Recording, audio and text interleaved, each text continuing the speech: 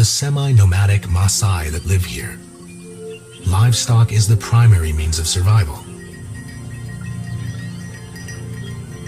They live inside thorn-fenced enclosures called bomas, designed to keep predators out. Almost 10,000 Maasai live on Imberikani, and each year they lose hundreds of their animals to the lions. Kenya just suffered its worst drought in 2 decades.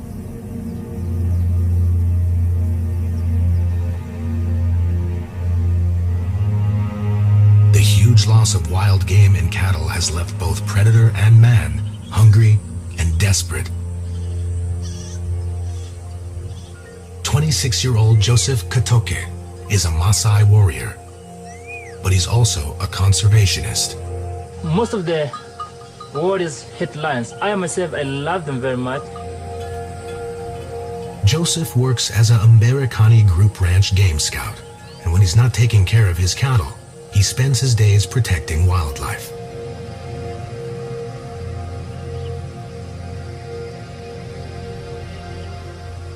Today, like many others lately, Joseph has been called in to mediate.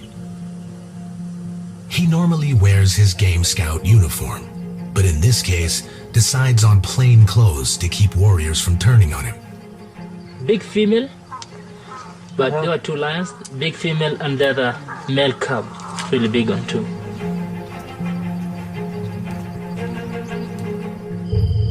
The lions broke into the boma last night.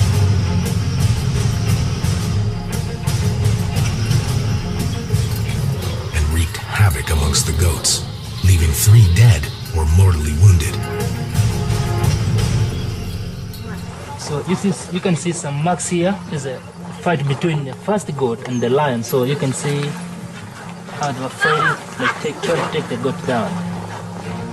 The warriors woke to the cries of their terrified animals and chased the lions away. It was really badly injured. So the neck is broken, so it automatically died. In the last month on Mberikani, warriors speared 2 lionesses for similar attacks. They're ready to hunt again. Elekan and Selenke are likely suspects, but since they've had cubs, they're staying away from Maasai livestock. Tummies are empty. Are the sisters back at cattle killing again? Joseph appeals to the owner of the boma, reminding him killing the lions is a permanent loss to the Maasai. And if his warriors don't seek revenge, he will be reimbursed. The Predator Compensation Fund gives partial reimbursement as long as the Maasai don't kill the lions. The owner agrees for now, but They're saying that this night, if they decide, if the lions come back, we are going to kill them. Joseph is caught in the middle. He must relate to his fellow warriors, while at the same time, keep the few lions left alive.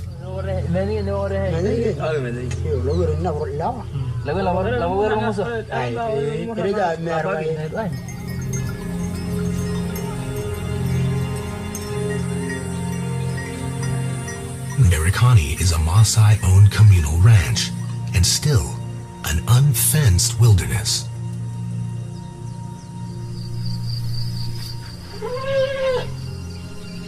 The Maasai traditionally don't hunt for meat or eat wild game.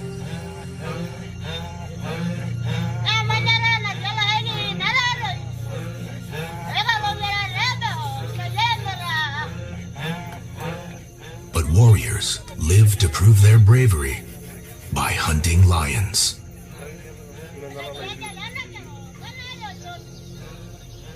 Lion hunting is an exact art. They must prepare themselves emotionally and physically. The warrior who spears the lion first is admired for life and becomes famous for bravery. He's given a new name, a lion name. But only about 20 lions remain on Americani.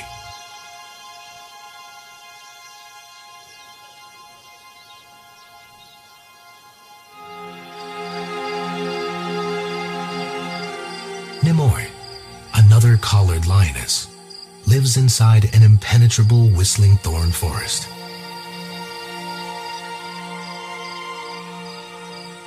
She isn't a known cattle killer, but she struggled to raise her 4-month-old cubs through the drought. She's already lost one, possibly by starvation.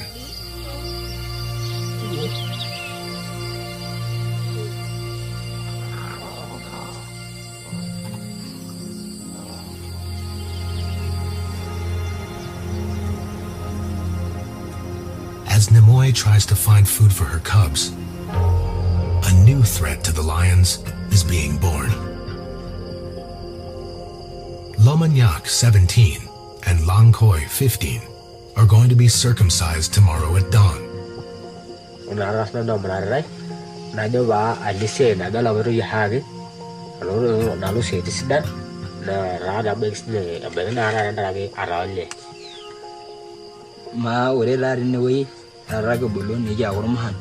Na ore dura ra nene kununu ne kinyala rongi yake kambare ni nyali mwesingihu amuri ni nyala ra ne ona ra mu nyala ne ngire. After circumcision, they will belong to the same warrior generation as their friends and be bonded like blood brothers for life.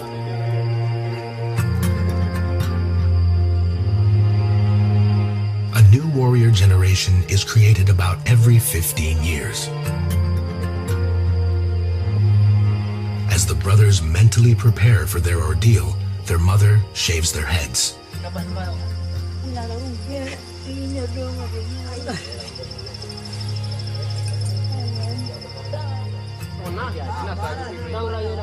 Their new age mates will stay with them through the night.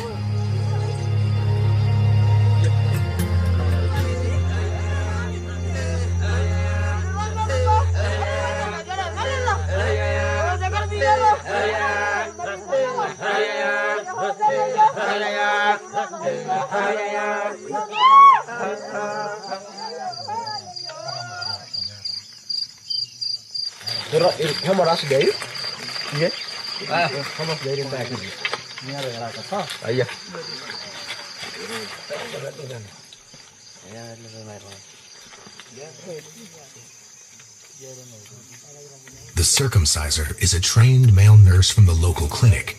He uses a sterilized scalpel to continue an ancient practice, until recently done with an old blade.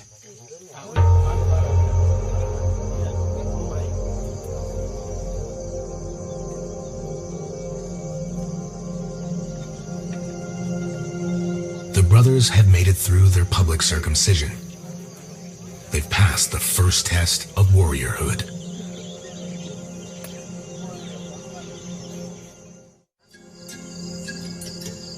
A week later, Lomanyak and Langkoi are well enough to sit outside with their father and dream.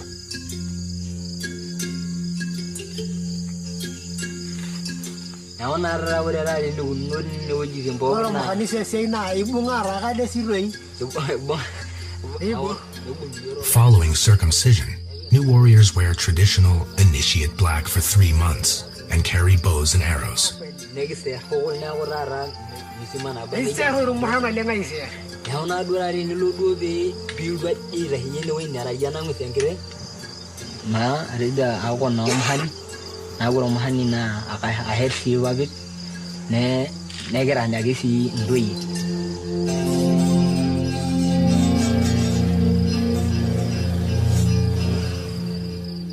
Not far away, the lions are at it again. They've mauled 2 donkeys and killed one. The warriors are furious. Joseph does his best to calm them down.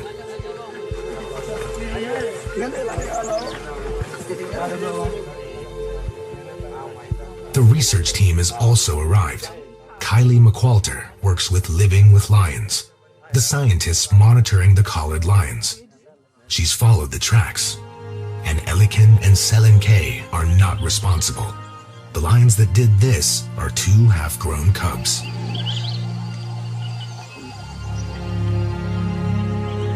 Okay, so they've agreed that they won't kill the lions if we can find them and KWS come and take them away. We've got a couple of days to find them. This rain isn't helping at all.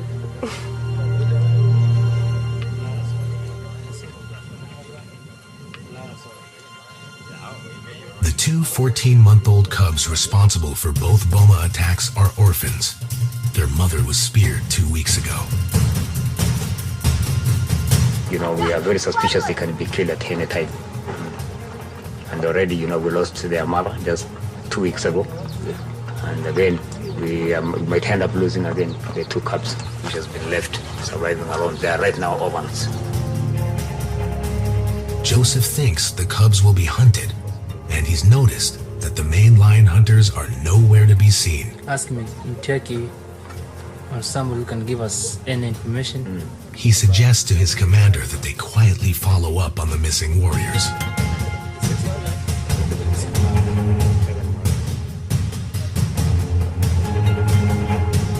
Kylie has just a few days to find the orphan cubs and relocate them to safer land. And it will be like finding 2 needles in a haystack.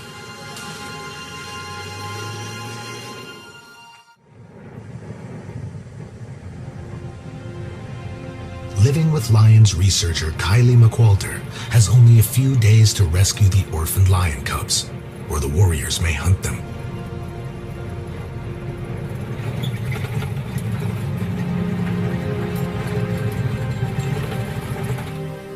But there are thousands of acres to search, and the cubs are not collared.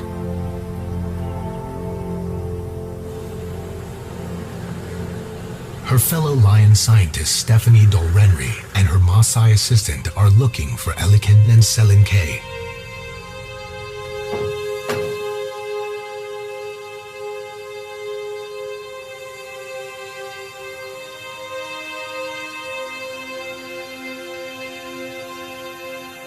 Collars are a tool for conservation. Particularly with the lion guardians on the ground, they're able to know where those lions are, and they can track and they can say, okay, we know that a cow was killed over in one area and Morans might be going hunting over in that area, but our collared animals are all in another area. They should be safe. So it becomes a tool. It becomes a way of saving these lions. They find Elikin and Selenke, the 2 veteran cattle killers, in a shady spot near water, and unfortunately, several Maasai bomas. Hopefully, they won't be tempted. The researchers have learned that these persecuted lions live like fugitives, alone or in small groups, which is unnatural for these big social cats.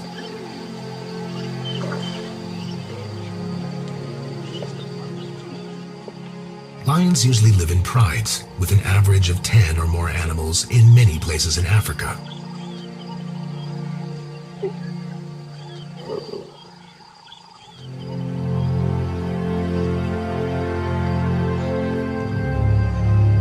The scientists are trying to find ways to help the lions and the Maasai coexist. Which may give these 4 cubs a fighting chance at survival.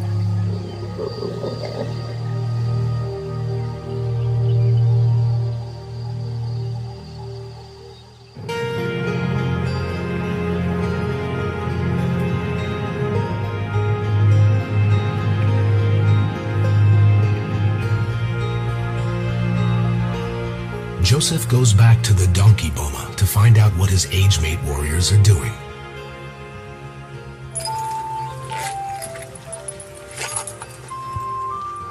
Hello. Eh?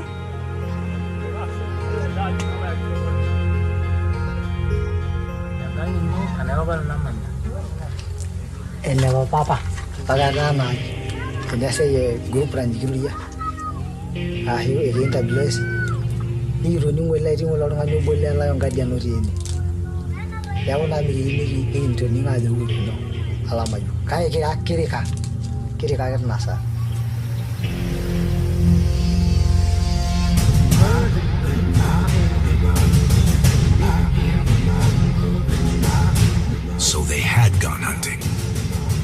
the time they got close enough to throw their spears, the orphan cubs split up and ran into the thick bush.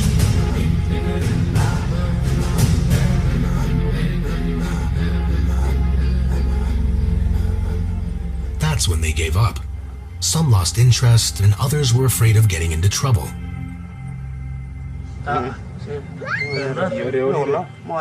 But there's one warrior here Joseph is concerned about. Renowned lion hunter Sane Pune has killed 12 lions. He's also Joseph's childhood friend and warrior brother. Joseph reminds him that lion hunting is illegal and the importance of conservation.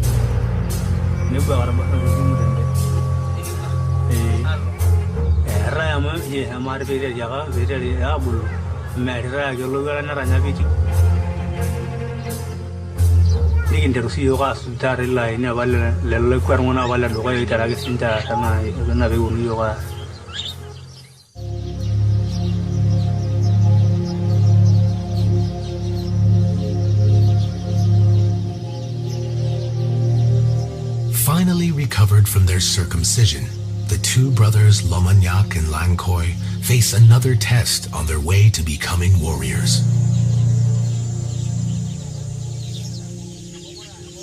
In this phase of initiation, they must hunt birds.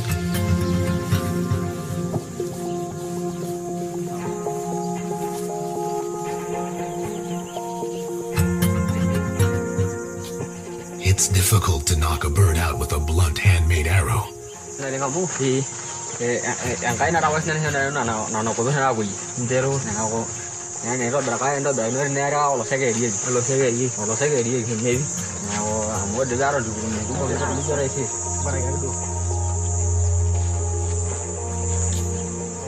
They're looking forward to hunting lions next.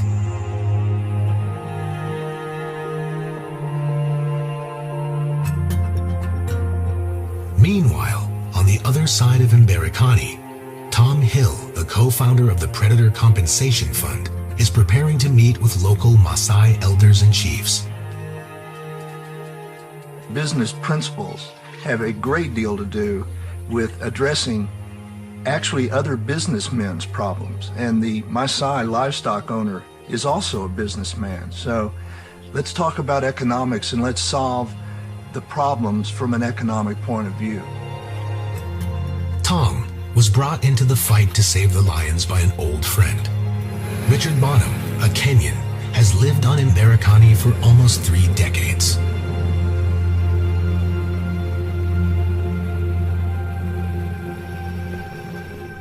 He started an eco-tourism lodge and has since brought conservation to the area. Today, he oversees a growing team of game scouts. And then reached the stage where I could see the lion population was virtually extinct in the area. And so I went to the elders and said, what are we going to do here? You know, we've got to stop it. And they said, well, the only way you're going to stop it is paying us for the livestock that are killed by the predators. Tom and the elders have now come together to brainstorm how to prevent more lion killings. Since the Predator Compensation Fund was founded, very few lions were killed on Mberikani. But after the drought, everyone panicked. And that's what I think the chief is about to tell us, his thought.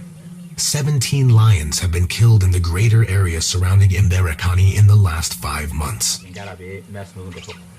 And him and the other guy said that, you know, the politics is going on, lions are being killed, but we are not going to stop talking to the initiative to stop lion killing. So we have to keep moving and make sure that we have to stop it. These elders in charge of training the new warriors are called Menya Layok, which means fathers of the warriors. They teach hunting and fighting skills, training warriors to protect their people's livestock. But things are now happening on Mberikani. For the first time, warrior traditions must change. They're setting up a series of training sessions for the new warriors. Lion hunting will no longer be tolerated.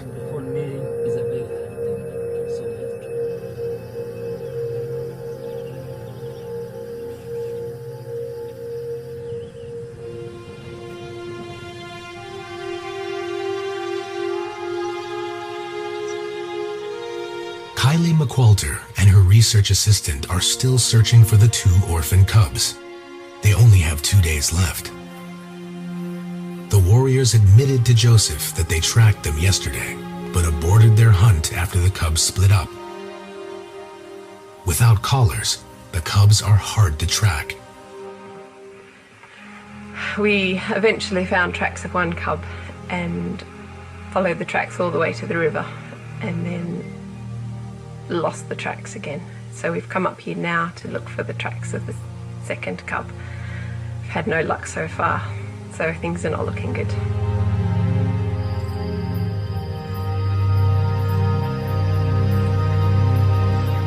The cubs will be hungry again soon. They may be too young to survive on their own and will probably break into another boma.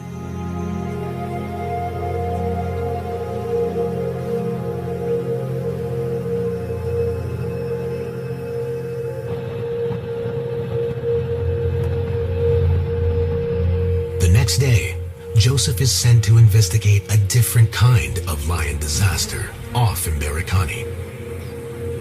Poison here. And it's a very, very, very bad poison.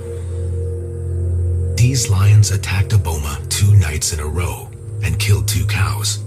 The owner of the boma, an elder, was asked by authorities not to retaliate, but he only had 3 cows remaining and panicked. I'm gonna say that we have lost the whole pride around here, so it's a very sad case. Have to talk to the community, try to talk to them to stop this, because this will never, if we still do this, no more lions or no more predators in our country or in Africa. Poison takes the guilty and the innocent. We have lost 5 lions in total out of the incident. The community member used this particular bucket here. They drew the blood in the bucket. They mixed it with the deadly poison, that is the ferritin. And at night, in our absence, they placed this one at a site where the lions could access this bucket. The poison ferritin, made in America, banned there, but imported to Africa, is tasteless and odorless and meant as a crop pesticide. It's so toxic, even the flies are dying. Any scavenger that eats the dead lions will also die. Kenya Wildlife Service burns the carcasses to prevent further damage. Poisoning is fast becoming one of the largest threats to predators in Kenya.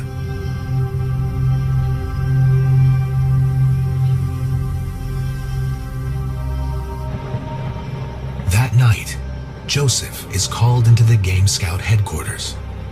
A sting operation is underway to arrest a lion hunter.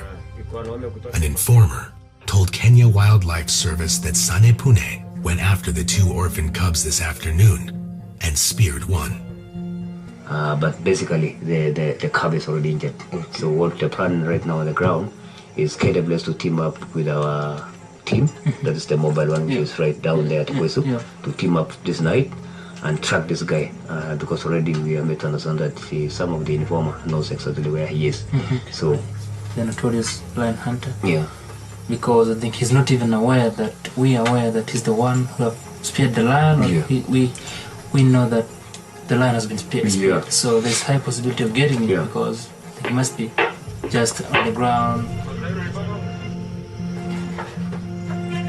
Joseph wants Sane Pune to be caught, even though this puts him in an awkward position.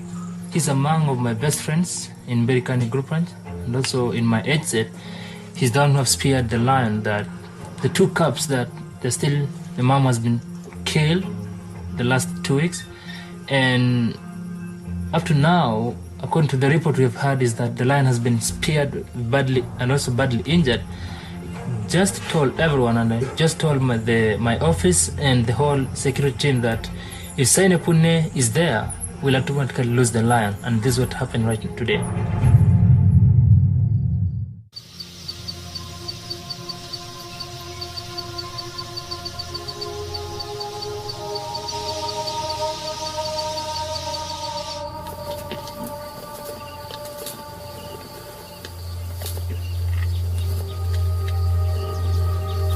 Nimoy has had some success. She's managed to ambush an ostrich.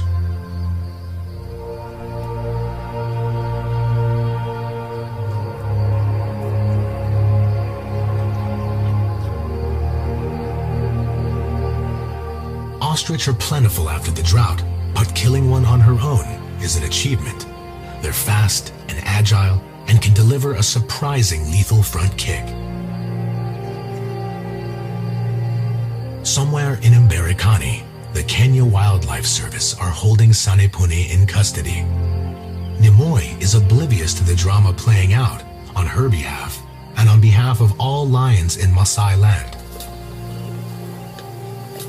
If her success continues, it may be the turning point for Nimoy and her 2 remaining cubs.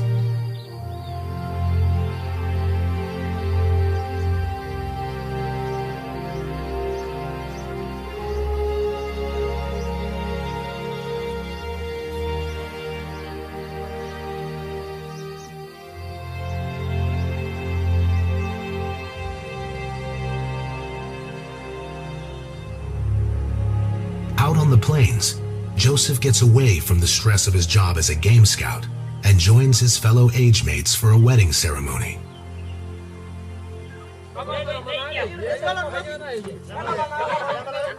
Everyone knows that Sanepune was arrested last night and that Joseph played a role in it. The Kenya Wildlife Service is questioning the lion hunter right now.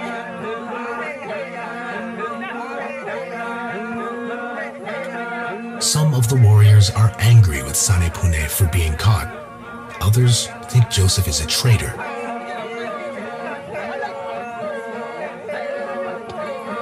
Joseph wants this to be a warning to his age mates. But his heart continues to walk the fine line between conservation and brotherhood.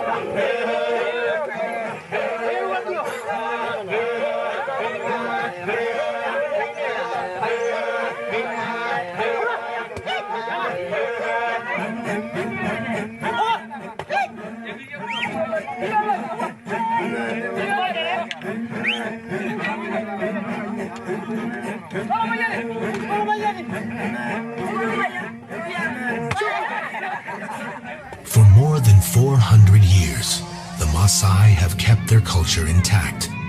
At its core is the lion-warrior love-hate relationship.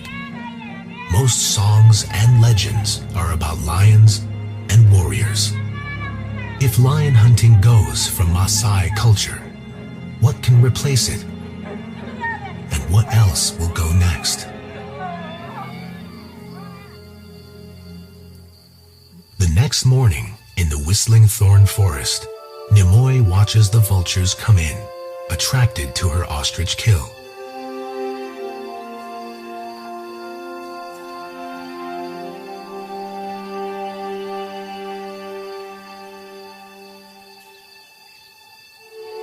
Lions all generally appear to be the same across Africa, but new genetic evidence is starting to emerge.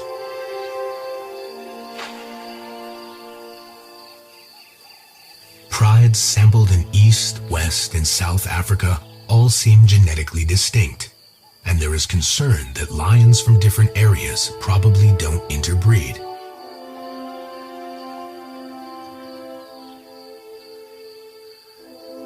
This means, to preserve the Maasai land bloodline, Nimoy and her small family are becoming even more precious as a gene pool.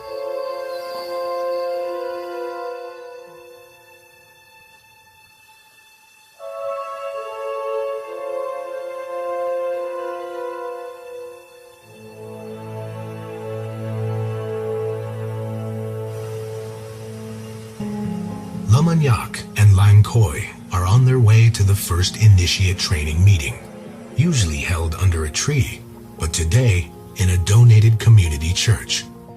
The Menya Layok, or Fathers of the Warriors, have arrived. Joseph is here to help. This is a historic day. It's the first time the new warrior lessons will be taught. Lamanyak and Lankoi have never been to an indoor meeting and don't know what to expect. One of the fathers introduces today's program.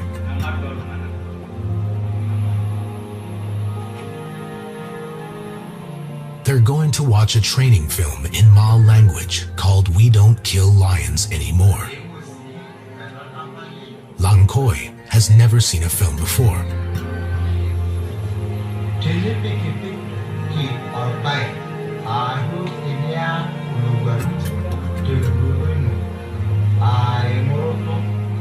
This film was made by Richard Bonham and Tom Hill's Fund to help teach communities about predator compensation. It's a starting point, explaining to the new warriors that with compensation, there's no need to kill lions anymore.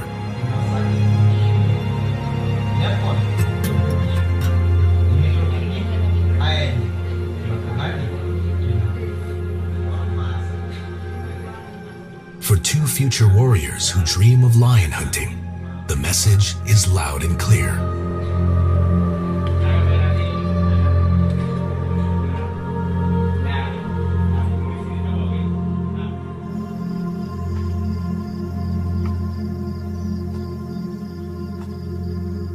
Back at their home, the despondent brothers tell their father about their first initiate meeting. His sons won't be experiencing the kind of warriorhood he remembers. How can they be warriors without hunting lions? Can they possibly define themselves as men?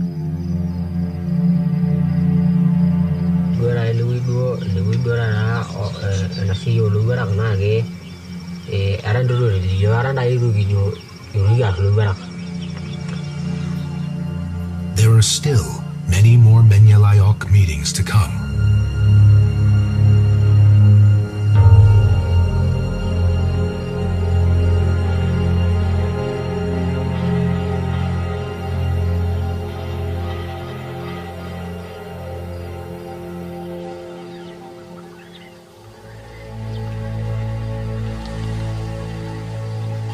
First light reveals Elikin and Selenk's nighttime exploits.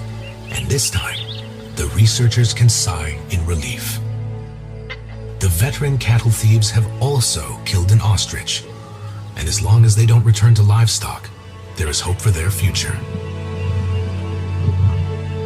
Lions are specialist hunters, and once they've successfully killed, they will continue to improve the technique.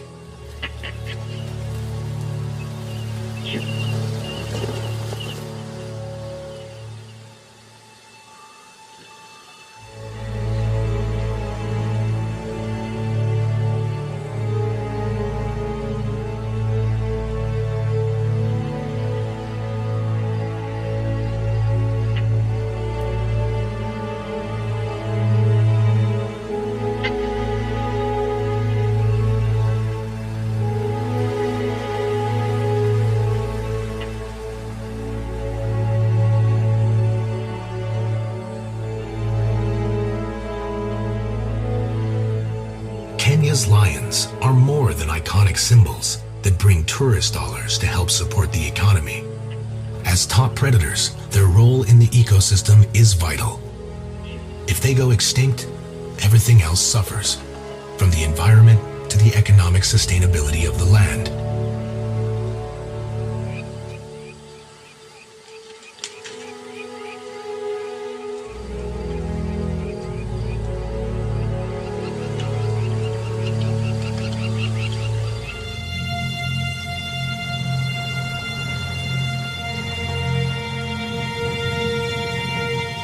Sanepune, the notorious lion hunter, has been released by the Kenya Wildlife Service. There wasn't enough evidence to prosecute him. But there's still been no sign of the cubs, and Joseph decides to visit the lion hunter to see how he's doing. As angry as Joseph is, he's still Sanepune's warrior brother, and this will never change. Sanepune is glad to see Joseph, and feels comfortable enough to tell his side of the story.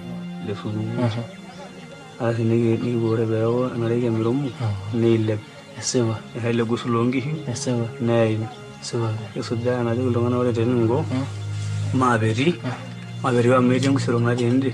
Are nila bada when all the boy.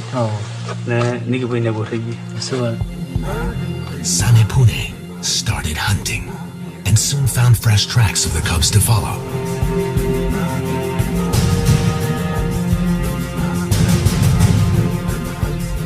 I can meet him good. I don't like them. I will tell you. Na yellow bee. And a lot and I don't ever win a loriga. Arum, elle.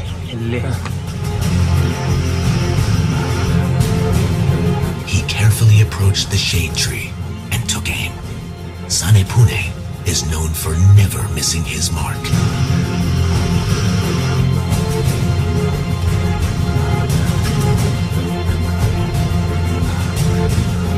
Edu, Galana Gabu, and Oliver Soy, Lahima, Neheb, Neheba, whatever.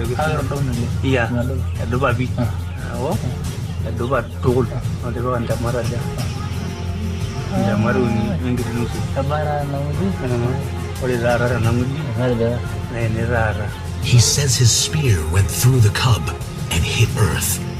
It had blood and mud on its tip. He followed the injured cub for a while and then decided to find some other warriors to help him. But no one would agree. That night, he was arrested.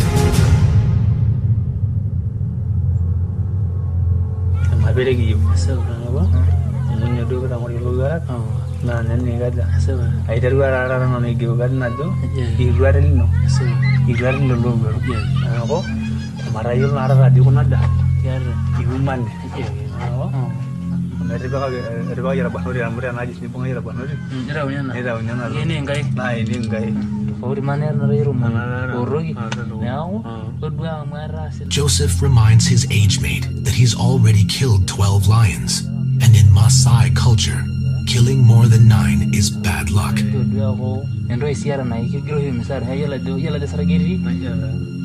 begs Sanepune to now stop. From what Sanepune claimed, Joseph believes the cubs are probably dead. Joseph knows that Sanepune won't change. He's a traditional Maasai, but he only has a few years left of warriorhood. Sanepune's father killed 9 lions. Sanepune grew up believing he must do the same. He finds this changing new world he lives in confusing and difficult to adapt to. He's a dying breed of warrior that may soon become part of Maasai legends.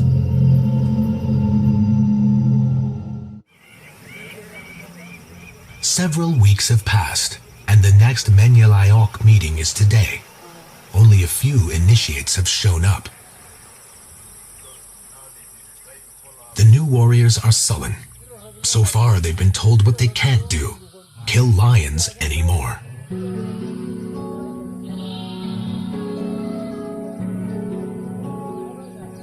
Tom Hill and Richard Bonham are here to support this grassroots initiative. Let me make it very clear that the ideas that you're hearing here today and the projects and the activities, the benefits that you will realize in the future are not coming from our ideas, but are coming, in fact, from your own people. The modern warrior education includes Maasai tradition, but introduces conservation, healthcare, and education. The fathers try to make the new lessons sound appealing. So when you talk of women, even if you hear how many lions and somebody has a degree and has a good job, you can't proceed with him for lady. But the main event today is sports, something that can replace lion hunting.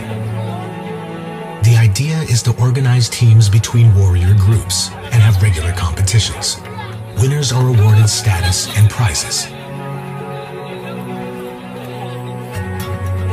Mamanyak takes his turn at spear throwing, a skill all warriors love, and comes in second. His frown turns into a smile.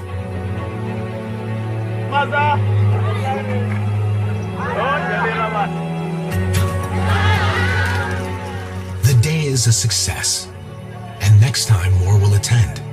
there are close to 1,000 new warriors on Mberikani alone. This story is only beginning for these teenagers, and the future is unknown. But as they continue their training, perhaps some will become different kinds of lion warriors. Research assistants that work with scientists, safari guides, and of course game scouts, following in the footsteps of Joseph. The same evening, the males of Mberikani are back. Both research lions are on patrol visiting their females.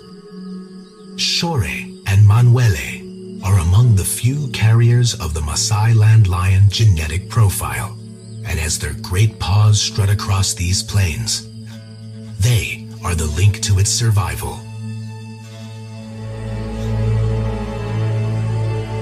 The two orphan cubs have reappeared. They survived Sanepune's spear and have not attacked more bomas. Somehow, they're learning to survive on their own. It's going to be up to the new warriors and the elders leading them to find the solutions. But for now, Lamanyak and Langkoi are just trying to cope with the new things they're learning.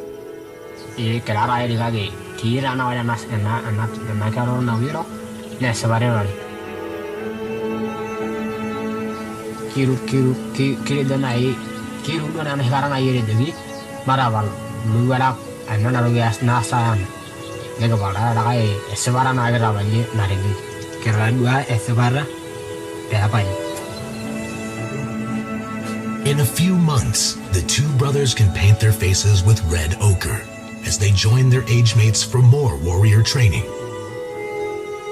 It will go on for the next few years as they become full-fledged Maasai warriors.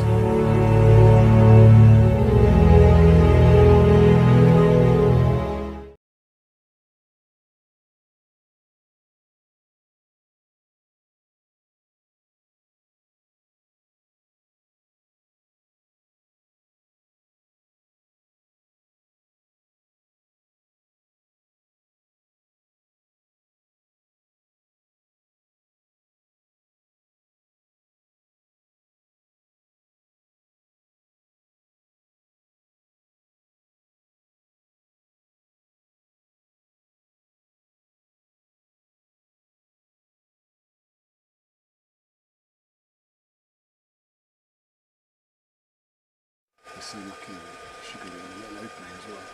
can see the giraffe is still breathing. The lion's still looking young.